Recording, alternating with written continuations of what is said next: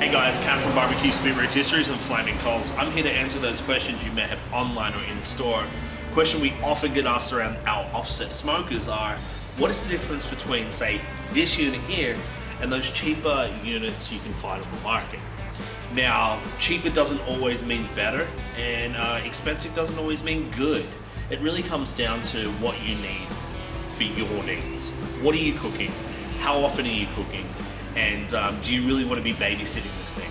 Now, our unit itself is made out of 4mm and 3mm steel, which I find personally is great for the Australian market. We don't have sub-zero temperatures, so we don't need those thick units.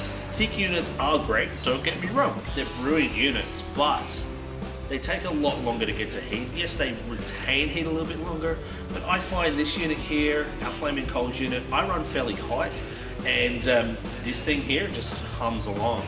Now, those cheaper units are made out of thinner steel, so you are going to be babysitting it a lot. It won't hold as much heat.